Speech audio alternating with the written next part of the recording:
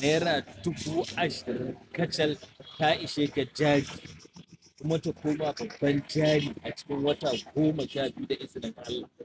Amma sai ka kiyaye wasu sharuɗai, sai ka canza tunaninka. Idan kai ka san naira 20,000 ba za ta iya maka jari ba, tun daga jin taken wannan bidiyon ka gama yin felin, ka yi felin, ba za ta yi maka ba. Amma kai in ka yadda a zuciyarka naira 20,000 za ta iya maka jari, to lallai ka tsaya ka saurari wannan bidiyon. Abin da kake bukata, baka bukatar shago, baka bukatar babban jari. Abin da kake bukata lokaci, abin da kake bukata tunani mai zurfi.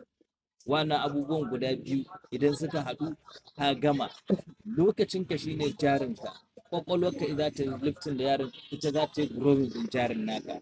Sai ka gano me ake bukata wanda za ka yi da wannan naira 20,000 din. Akwai abubuwa da yawa da dama wanda za ka yi da su da wannan naira 20,000 din, sai ta zamo maka jari. Matasa muna tunani sai mun buɗe shago, sai mun yi fansi, sai mun yi ƙarya tukunna mu royin jarinmu. Babu. Dole sai ka bambanta da al'umma.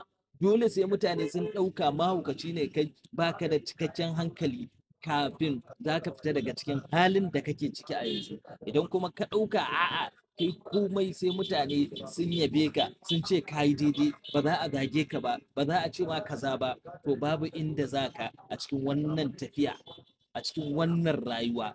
Saboda haka sai ka canza tunaninka. Akwai kasuwanci iri-iri wadda naira 20,000 za ta yi a dukkan jihohin Najeriya. Babu inda za ka je naira 20,000 ba za ta rike ka ba. A nan Abuja naira 20,000 za ta rike ka har ka taimaka wa al'umma. Sai Legas naira 20,000 za ta rike ka har ka taimaka wa al'umma. Port Harcourt 20,000 za ta rike ka har ka taimaka wa al'umma. Barantana sauran jihohin Najeriya wanda ba su kai tsadar rayuwar wannan wuraren ba.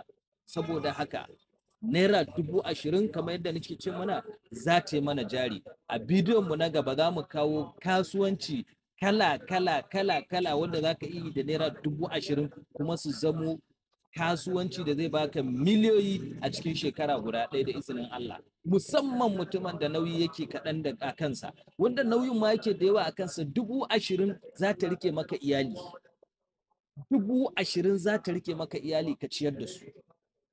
Sai dai kai ba za ka iya tara kuɗin ba saboda ciyarwar da kake yi nasu, amma saboda albarkarsu za ka ciyar da su kuma asirinka zai ragu. Naira 20,000 da izinin Allah, in dai baka da ƙarya.